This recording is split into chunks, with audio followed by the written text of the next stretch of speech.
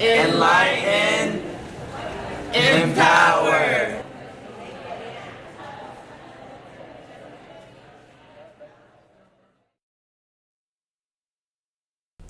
Hello, my name is Sandra Akkad, and I want to welcome you to the very first table discussion of the Red Hearted. Yay! The purpose of the Red Hearted is to give you guys a platform to voice your opinions. It's a place where you can express yourselves. It's a place to abolish stereotypes. It's a place to set the record straight, and it's definitely the place to own your identity. The purpose of the Red Hearted is to embolden the youth, to empower you. You do that through educating, through enlightening, and hence you get your empowerment. The idea behind the Red Hearted originally started with one of the participants today, and that's Serene. And so I'd like for Serene to give us an idea of how and why she started it. So why don't you go ahead and take the mic. Well, the Red Hearted came about because of an encounter that I had with this gentleman when he told me to go back to my country. And I found this very hurtful, and I was very upset because of the fact that I am an American and I am in my country. So I put together the Red Hearted for kids to come together and put away with stereotypes and to go away with the discrimination and prejudices that are built upon based off of mere stereotypes of people that are portrayed through the movies and stuff. So the symbolism of the Red Hearted is to put together kids from all over and show that, sure, we may look different on the outside, but on the inside we all run the same way and we all have the same red heart. Excellent. How cool is that? Let's give her a hand. Excellent.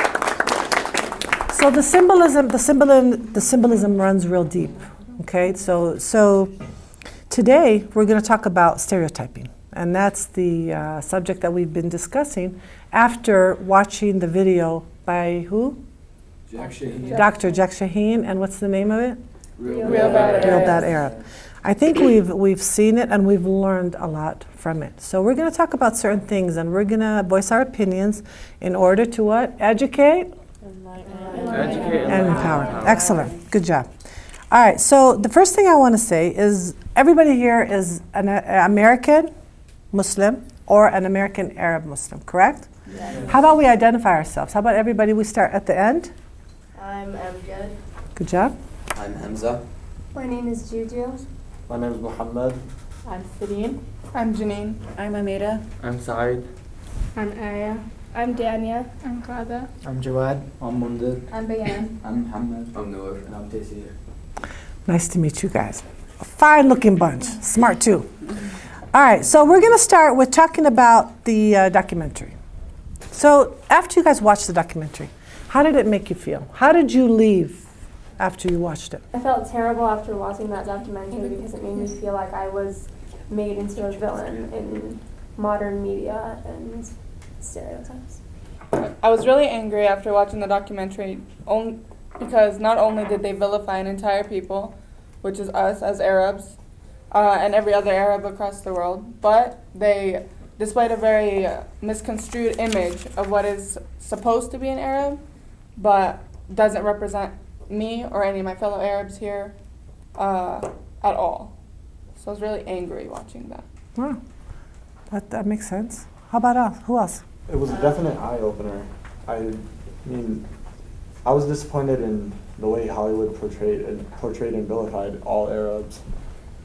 And I was disappointed with myself because I haven't been doing enough, and I wasn't completely aware of how Hollywood makes me and all of my fellow Arab peers here seem like we are the bad people. That's right. Well, you don't have to feel bad because you're certainly very young. But it's good that you're recognizing it at a young age, unlike previous generations. This is very important. What else? And I felt angry. I left disappointed, and I feel like the world doesn't think of us as good people. They just think of us as bad people or villains. And how does that make you feel? That makes me feel angry. It makes me feel like nobody thinks about the true Palestinians or Arabs or The truth. the truth. That's true. It's very deep. Who else? Who else can tell me? How did you feel? Well, it frustrates me because other non-Arabs watching the movie gain the knowledge of how Arabs should be, and I guess they just assume that all Arabs are like that, and it frustrates me because there's always going to be bad people and there's always going to be good people. I mean, so in every religion, culture, anything. So. That's true. It's very true. I was shocked to see how people watching the Hollywood films would view me, because that's not how I want people to see me. I'm a completely different person, and seeing their point of view is kind of hurtful to me, and I really want to show the world who we are.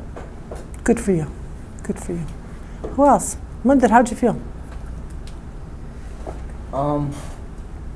More disappointed than anything, because pretty much what everybody was saying here about how they don't want to be portrayed this way, and they don't want to be known as this is, and it has to. I hate that it relates to how people see us politically too, and in that aspect. It's very important. It reflects on us politically, right?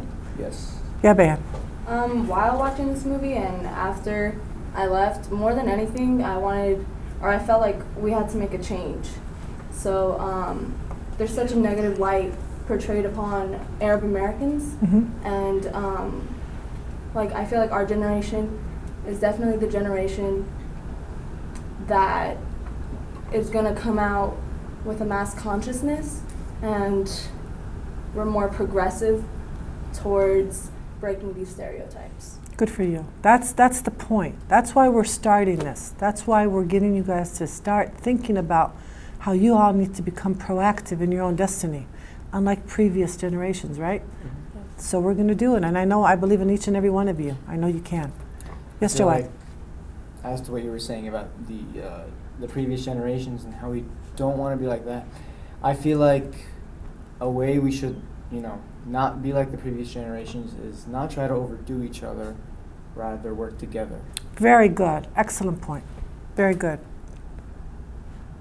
Daniel, how did it make you feel? I just felt very insulted, and for people who don't know many Arab Americans, the media and the way that Hollywood is making Arabs seem in this movie is how they view all Arabs. Just because these movies portray Arabs as bad people or villains or however, that makes them believe that the whole Arab population is like those villains in the movies. That's very true. Anybody else? Taysir, would you like to say something? Well, I felt a little embarrassed because a lot of people who haven't been overseas or have never really visited the Middle East, they would honestly think that's what it is. It's kind of like that desert and like snake charmers, and honestly, I haven't even seen anything like that. It's very embarrassing to know that people just think of us like that, and it's completely untrue. Good for you. And what did he call it? He called it something. He called it the Arab? The Arab Arab land, right. And that's a myth, right? Does the Arab land exist? No. Have you ever seen the Arab land? No. Only in movies, right? Yeah. So what is an Arab land? What is the myth of? What does it look like? Well, when they say Arab land, what first pops into our heads is kind of like that desert, kind of like the middle of the Sahara. Yeah, like he says, the ominous music, right? Yeah. And then the desert. No, and then who's right there sitting in it? Belly dancers, The belly dancers, of course. And camels. good job. And it's not a place that you want to be because it's really dangerous. And just Exactly. Like in the beginning. So it doesn't serve the purpose, right? It's not a positive image. Good. Anybody else want to say about how they felt? I felt when they were portraying the Arab land, it was very insulting to me because when I go back home and when I hear of Americans going back home and they come back to America, they say that the Palestinians or anyone from where they visited the Arab countries, whether Lebanon, Jordan, Syria, or Egypt, they said that they're the most welcoming people. They offer them sweets, welcome them into their home, and they don't let them leave unless they have a full stomach. That's They so always send true. them We're back good about with that, right? something. Yes, that's so true. They're very generous people, right? Very. And yet you don't see that portrayed in the movies, right? That's not what they want to get out there. All right, so anything else? Anybody else? Okay. So let's move on to talking about the movies that they brought up, because this should be fun. So one of the movies he talks about is Father of the Bride 2, right? Do you remember when he brings up that movie? What do you guys remember about that movie? Do you remember there's a scene that he talks about. Go ahead, Casey. Well, I remember the part where the Arab father and his wife were trying to purchase the house from the American male who was Steve Martin. Yeah. And basically, he wanted to be in the house as soon as possible, so he gave him a cash advance. And when his wife tried to talk, he started speaking some gibberish. But to us as Arabs who speak Arabic, we know that it's obviously nothing close to Arabic. But for people who don't know the language very much, they think he's actually speaking the language. So that was very frustrating to see. And another thing, like when he was speaking the language, he made it seem like as if it was just ugly and it belonged to an ugly people, and you know it's just offensive because us Arabs don't speak like that. You know, it's not the that everyone hears. Yeah, exactly. He was. For those of you who speak Arabic, you immediately recognize that it wasn't even Arabic. That's insulting on another level, whole other Yeah. level, right, There Juju? were a lot of offensive things in that scene. Particularly for me was the scene where he just dismissed his wife, like her words didn't mean anything, and that showed the stereotype of women being oppressed. And everyone who's an Arab or knows Arabs know that that's not true. And I was really hurt by that. That's exactly In right. that scene, they made it seem as though the Arab woman was submissive, and once she tried to speak, her apparently dominant husband just waved off whatever she said and yelled at her, so she just remained quiet. And Yeah, exactly. It also makes Arabs seem angry, which really we're not angry. We're very passive people. I don't know about passive, but we're not always angry. Why do you think they think we're angry, Hamza? What gives them the impression we're always angry? Hollywood's Are we always angry? Hollywood's intake of how we can speak. Also, Why? going back to the language thing and what Hamza said, Uh-huh. the tone that they speak it in, like the language, even if it's not really the language, they just want to make it sound like it. You assume it's Arabic because it's loud and people are angry and talking fast, and you should be scared of it. And it's like.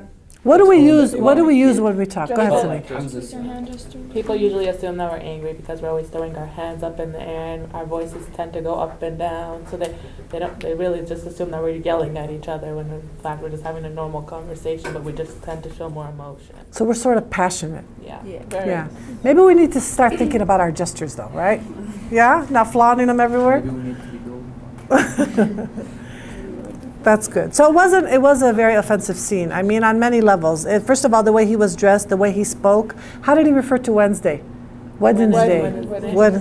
Wednesday. And then what did he want to buy? Do you remember? His house. He wanted to buy the flower The flower the plates. plates with the flowers. with the flowers on them because obviously His wife wants that. she needed to have them, right? And She I couldn't. wanted to add on to what Tacey had said in the beginning about him giving $1,500 in cash. 15,000 actually, right? 15,000 to Yeah. move out earlier is to show how people say that Arabs have no value for money, that they just give it all away and just wear fancy stuff. And Exactly. And as you know, have you ever seen Arab? Do you guys operate that way? Are you giving away money left and right? Do your parents give away money left and right? We don't come into that, right? So it's a stereotype. Once again, they're stereotyping, and they're perpetuating the stereotype by these types of scenes. Because a lot of people, unfortunately, think about that, right? Think that holds true. Do you want to say something? The American man tried to buy back his house, and the Arab man tried to sell it back for $100,000 more than he paid for it, which makes him seem like a cheat and just a very man with not very good morals or values. Very good. He wanted to take advantage of him, right? Yeah, that was sad. Okay, so let's move on to Aladdin. How many of you have seen Aladdin? How many of you own a video or a DVD for Aladdin? What were you shocked about? Okay. For me, what really struck me from Aladdin was I don't think there's anybody in here that hasn't seen Aladdin. And not only was it insulting and embarrassing, what was displayed in there was embarrassing and insulting, but the fact that all these years we have been condoning the actions of Hollywood by even supporting them just by watching their movies. That's And right. to come to the realization of what we are watching and the subliminal messages behind the lyrics to the songs or the actions behind the characters. It was really, I was just really embarrassed that I had been condoning those. Well, this is not about you guys feeling embarrassed. I don't want you to feel embarrassed. This is about empowerment. I want you guys to become empowered. So there's nothing wrong with making a mistake, right? It's okay. But once you recognize it, you got to change your ways. And the burden is not, it's not that you guys should feel guilty. That's not what I'm after. I just want you to come out energized and know that also you have to become proactive, right? So that's what the goal here. But did you want to say something else? Yeah, I just want to add what you just said. Yeah. It's, it is a matter of feeling guilty, or not guilty, but embarrassed for condoning it, like I said, but it makes you want to get out and to be Good. proactive. That's right. And that's what we're here to do. Because that's what it's all about. Who, just by chance, who remembers the lyrics that we're talking about for anybody that's listening to us? Yeah, Daniel, go ahead. Right in the opening of the movie, Yeah. the very opening song, it said, "Where they cut off your ears if they don't like your face, it's barbaric, but hey, it's home." And Exactly. that's extremely offensive. That is nothing, that's not even reasonable. That's just, It's disgusting. it's disgusting, honestly. It's It just really sort is. of taking us back so many years. To primitive exactly. ways, Very good way point. Primitive ways in which Hollywood sort of like describes us as in modern day times. And how Primitive is key word, Hamza. Very good. And Go ahead. also, like to when they say about the cutting off the ears if they don't like your face. Also, in the movie, there's a scene where a lady gives a child an apple, and then the seller, he grabbed the woman and said, "You know the consequences for stealing," and he cut off her hand. Exactly. He cut off his hair. They're very good, Amjad. Very good. Yeah, he went and he cut off her. How demeaning is that? Does that happen in real life? No. Have any of you witnessed that kind of? So what are they doing? They're perpetuating what? That were violent people. Exactly. I do want to say, though, that I am very proud because there were Arabs who went against the song, and they got the director to actually change the song, and the movie now is not being released with the original lyrics. Good job. That's awesome. So you know what? I'm glad you told me. I didn't know that. That's wonderful. But that's what I'm after. That kind of action, becoming proactive. You know, when things like this happen, the next movie that's going to come denigrating or demeaning Arabs, what are we going to do about it? Boycott. We're going to boycott. And what are we going to do? What else?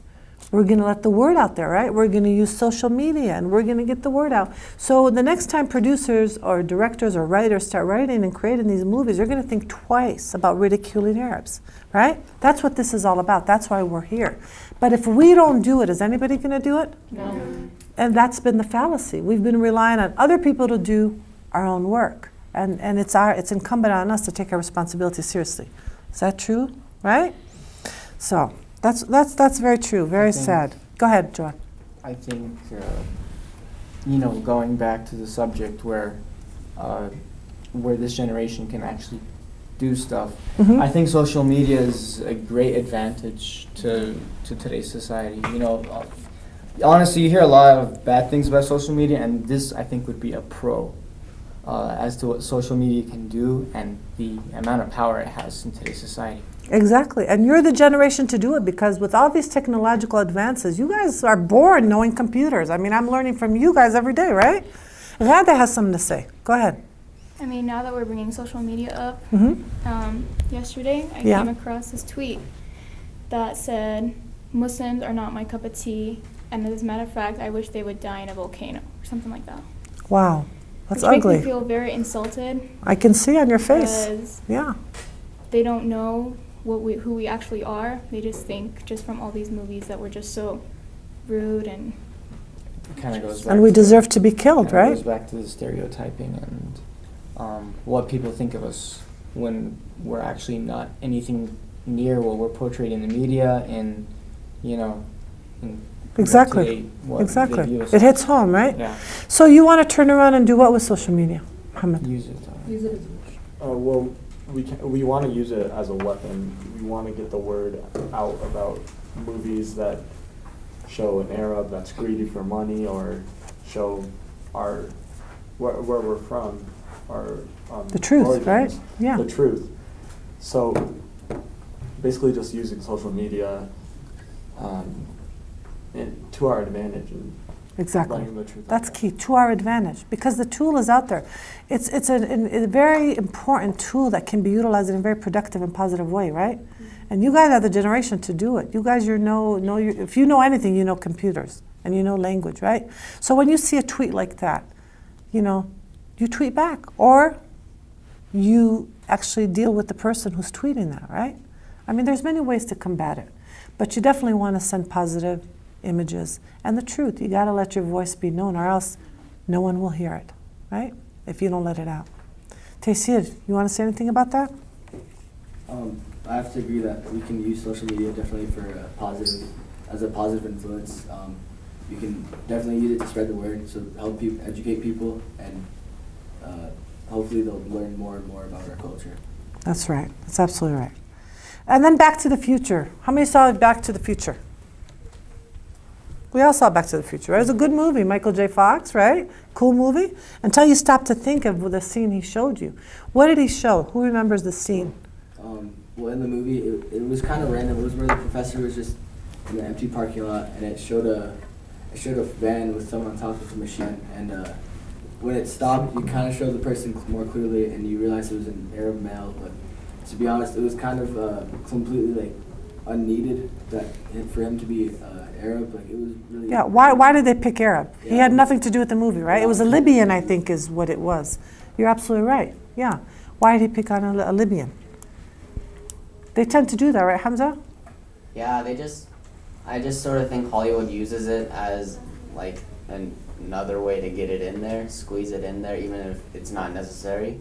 And 9/11 really, really brought things on, right? But it's obvious this has been going on for many, many years, right? Because he goes back for a long time with all these movies. Yes, Taysir. Actually, I remember a statistic where it said a production studio, I think it was called Canon Pictures, they had about 30 movies kind of discouraging Arabs over the last He talks, you're absolutely right, you reminded me. So Canon Pictures, so who were the two, he talks about who started it, do you guys remember? Two Israeli producers, right? Yeah. And they talked about, in fact, their names were Menachem Golan and Yarim Globus, right? And how many movies did they make in the over 30 movies in 20 years, right? What they do? What was the ultimate goal, Amira? What were they doing?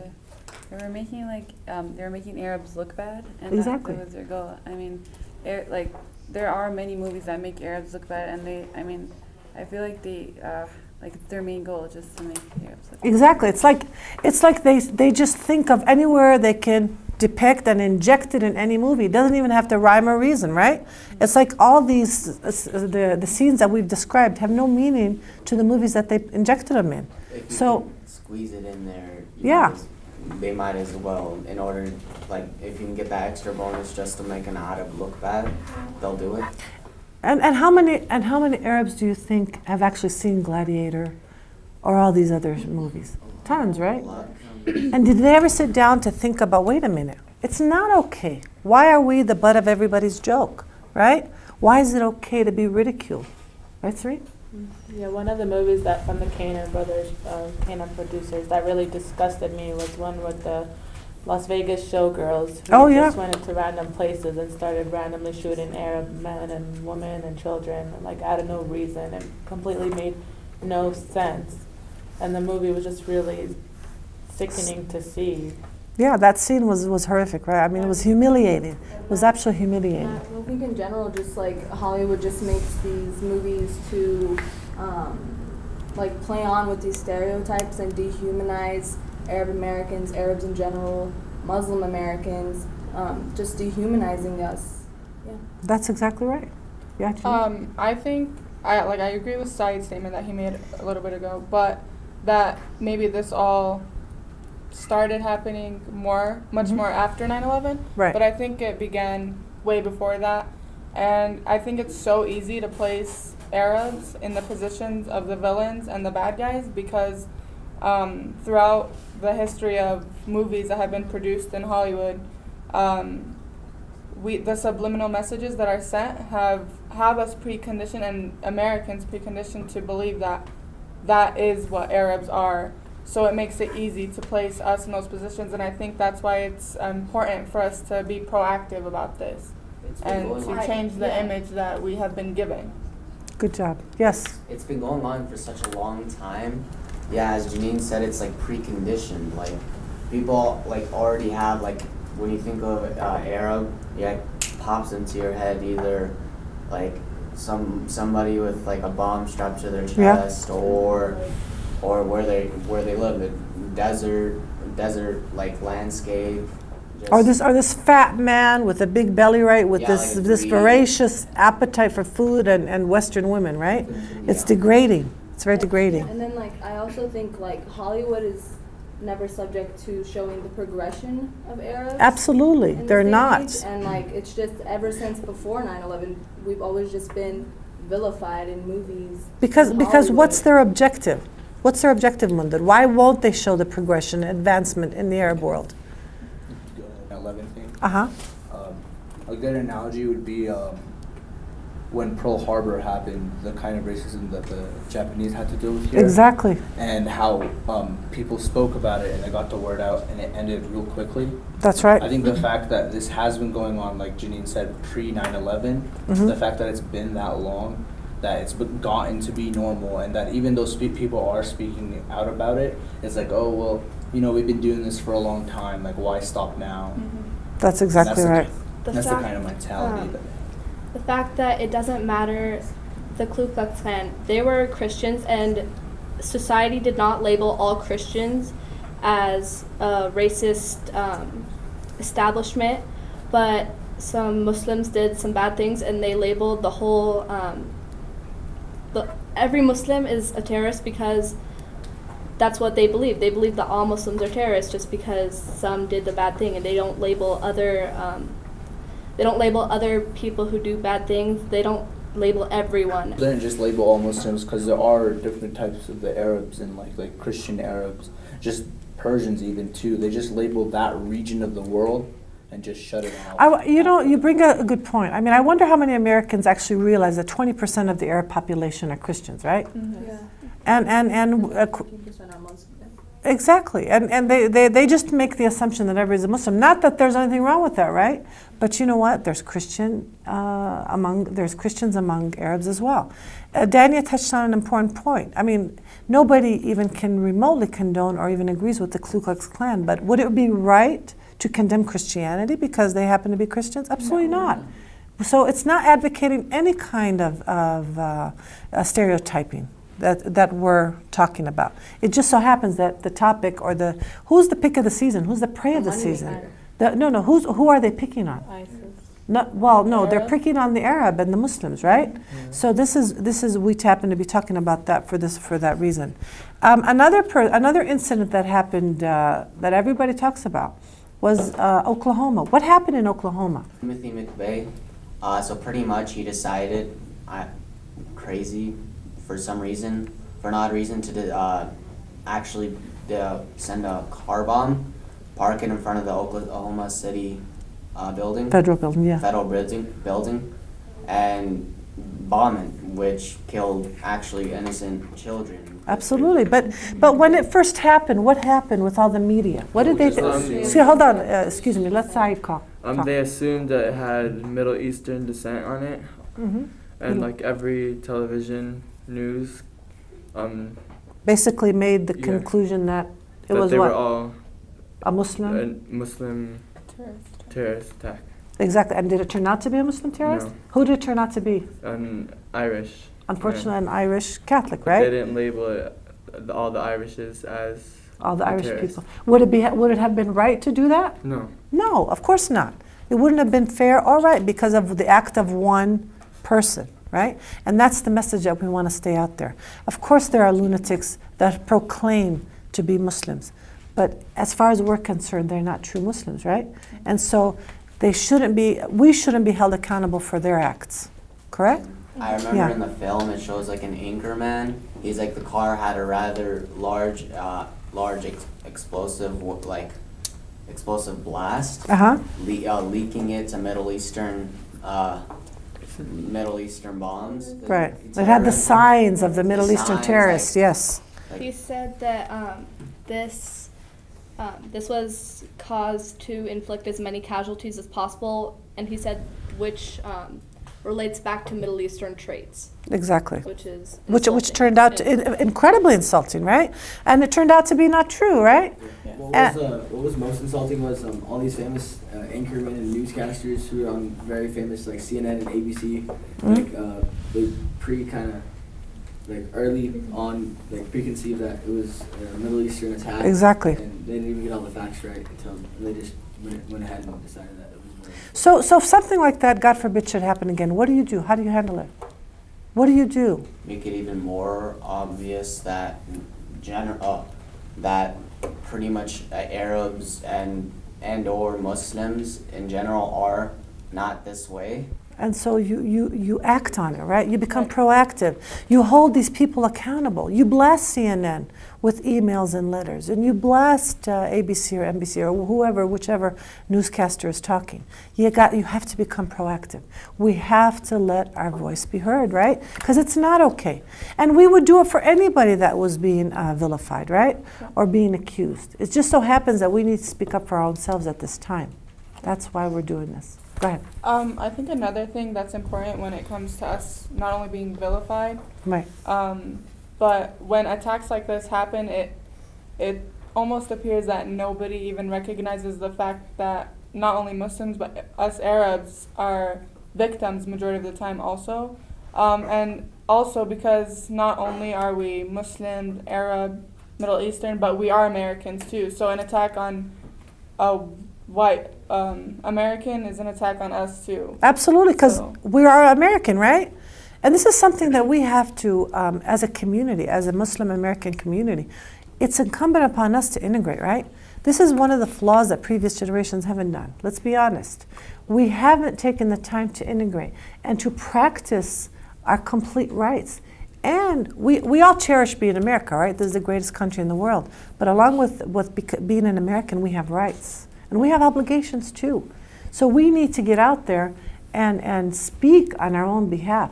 Otherwise, what happens? Who starts speaking on our behalf? People who the media really don't know what they're Exactly. talking about. People, media, through popular sources, just in general. Through people who are comfortable to call them this. Exactly, through movies, right? People who are trying to enforce an idea or an image in other people's. A good image, Joed? What kind of Not image? a bad image. A very bad image, right? And what groups have they likened Islam to? ISIS and Al-Qaeda. Al-Qaeda and ISIS. Now Al-Qaeda and ISIS, they proclaim to be Muslims, right? Yeah. And they attribute their atrocious acts to religion. But do we agree? No. Are we in any shape or form associated with these people? No. So they're as foreign to us as they are to any other person, right? But who fuels people like ISIS? The media. The media. How so? How so, Daniel? I'm sorry. Well, let's hear Daniel and then we'll come to you. The media fuels them because they show the terrible acts that these people are committing. They show it on social media. They've actually shown the beheadings on major media and news sites such as CNN, and that fuels them. They say, oh, I'm doing these terrible things and it's making me famous, so why not keep going? And they just go and they get more people to commit terrible acts upon. So the smart, would you say the smart thing is not to glorify their acts? Yeah. So I've heard that Al Jazeera refused to show these atrocious acts, right? Yes. But unfortunately CNN and other stations started showing them. Now they've reduced the coverage of what they actually allow, which is a good thing.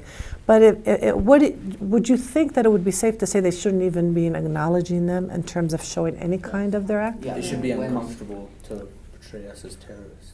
Absolutely. Yeah, when Absolutely. CNN sparks up a fire, especially as sensitive as this, it Mhm. really starts to become like a wildfire, uncontrollable. And That's a great quite analogy. dangerous That's to a great everyone around analogy. Absolutely, Hamza. Absolutely. You know, I think it wouldn't be fair to say that this is, something Islamic. Is because, the word Islam comes from the word salam, which means peace. Right. So it would not make sense what ISIS is doing, what Al-Qaeda is doing, would not make sense to be an Islamic group. Because Islam is a religion of peace. Absolutely. Anyone with the slightest bit of knowledge of Islam knows that there is no Islamic foundation in the formation of ISIS and their actions. and the modern media in countries like America use any excuse to try and target the Muslims and associate them with groups like Al-Qaeda and ISIS. That's right, but why is it easy? Why do they get, how do they get away with doing that? What makes it easy? The fact that no Arabs or Muslims just don't stand up. They're afraid. They stand in the shadows. Proactive. Exactly, we're not. Proactive. Exactly, Many that's people key. are unaware of how religion, works. There's a lot of ignorant people in this world. You'd notice that, just a lot of ignorant people in this world that don't really want to know. That's what it is, important. and they just trust what they hear, and they go Or with they the choose. majority, They and, choose to believe what they want. And luckily, they're a fringe people. The bulk of Americans will listen, but you know what? In order to listen, they need something to hear, right? Right. They need voices. They need your voices out there. So once again, educate. Enlighten, empower. That's exactly also right. For the religion of Islam, when Joanne is saying about peace and stuff, like Hollywood and different medias, they're showing that Islam is teaching terrorism, and groups like Al Qaeda or ISIS, they're like making people think of terrorism for Islam even more. Exactly. That's why what do we need to do, Amjad? We need to speak against these kinds of people, right? The people don't know. I mean, really, let's think about it. Is it fair? I mean, people that don't know anything about Islam, and they're seeing this all over the media, and then they see people wearing, the turbans or wearing hijab, and they're affiliated with these kinds of people. Can you truly blame them for not thinking ill of people that look like them? I mean, you have to be open-minded, right? You totally can't. You can't blame them until you go and you shed some light on what the truth is. And at that point, if they choose not to hear it, then that's up to them. But it's upon us and everybody around who cares about Islam to really speak up, right? Mm-hmm. And to fight against this image, they're being stereotyped and vilified.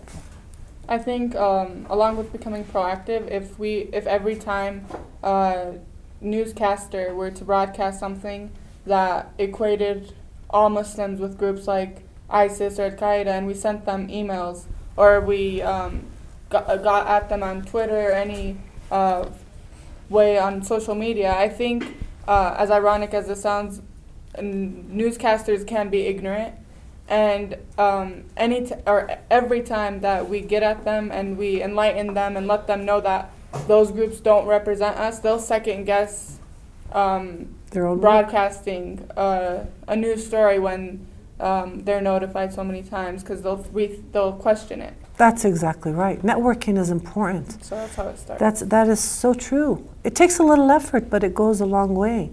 So when they realize that they really got to get their facts straight and they're going to be held accountable for those facts, they're going to think twice. Because you're asking for the truth, right? You're not asking for anything but the truth.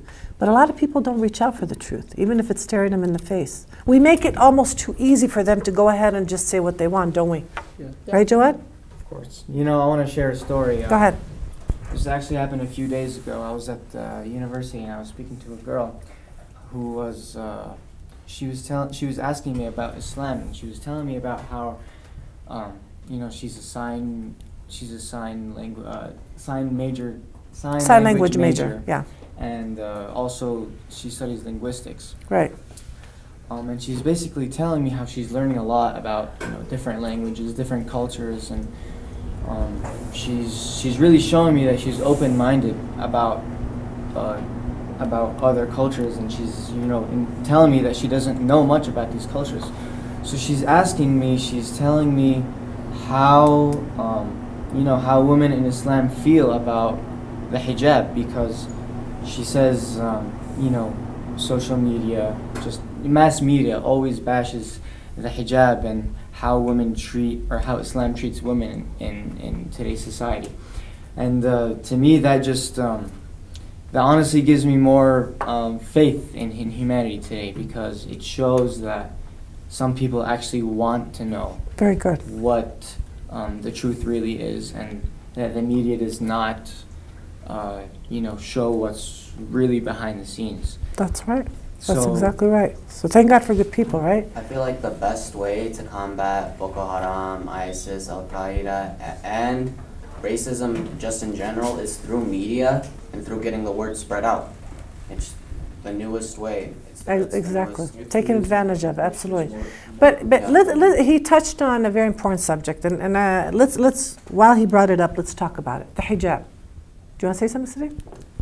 I want to say that go against all media and how people portray the hijab, that the hijab is not forced upon a woman. It's completely the woman's choice to wear the hijab.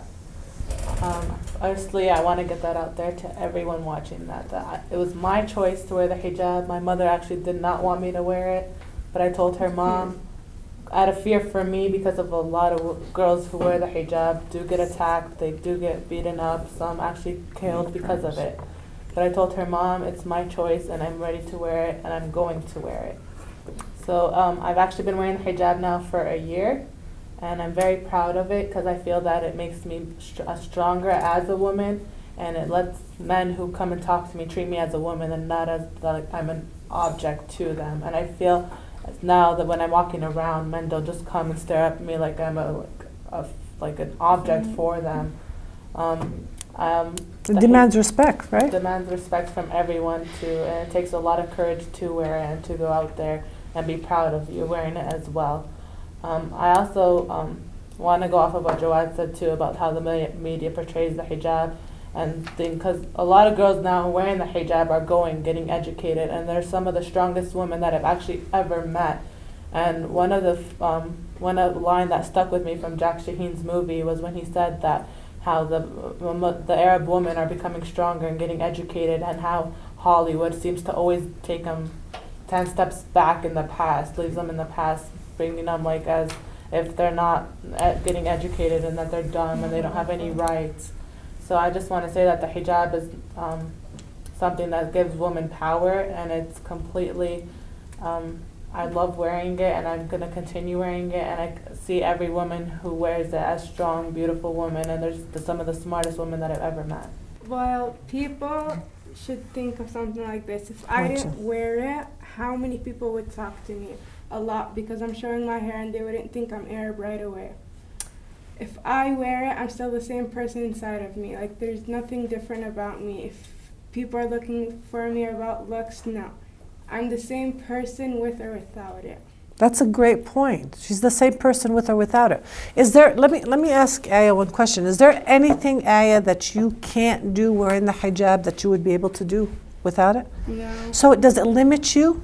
No, I still feel the same as people not wearing it. I feel I still fit in with anybody, and if they don't want to get to know me, It's their loss. my time. It's their loss, girl, right? Yeah. That's what I think say. that it's more fun to wear the hijab because you get them to match. You get them to wear like you come in the different forms and you get them in different colors. You get to match them with your outfit. Yeah, yeah. And you don't have to worry about your bad hair days. There you go. An advantage. Yes, Ghada.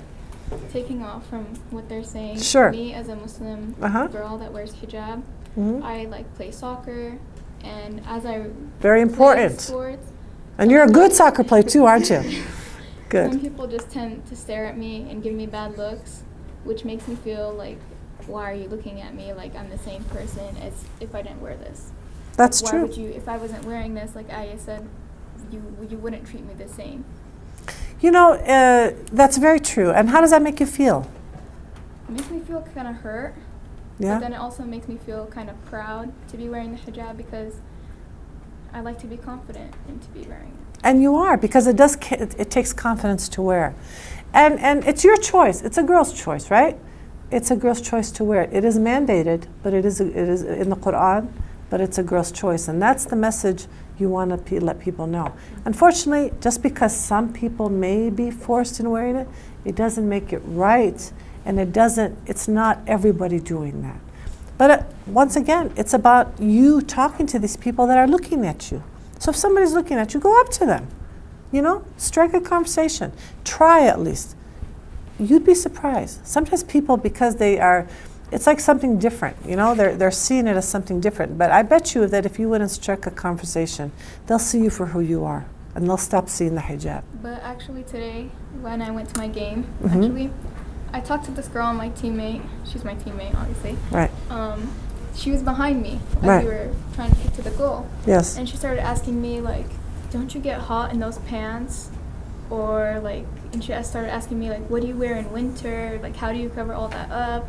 And I, explained to her like why it is good to be wearing the hijab, to be modest in our religion. And she honestly understood me. Like, she told me, "I don't get why people have to be so Judgmental. judgmental." Exactly. So that's my point. If you take the time to actually go and approach these people that you think are looking at you funny, you'd be surprised. Because most people have goodness in them. And thank God. I mean, American people are the most loving people, right? Even the fringe elements, they're a minority. But once again, what is it about? Educate, enlighten, empower. Honestly, if Get I it were- out there, right? Now, you don't wear hijab, Joanne. No, yeah, I You know. would look good in I know. hijab. I mean, but honestly, I Yes. was just gonna say, if I was to wear the hijab, I wouldn't feel the same. I would feel even stronger. Exactly. than I was. Good for you. Because it honestly, it makes you a different person. It strengthens your personality.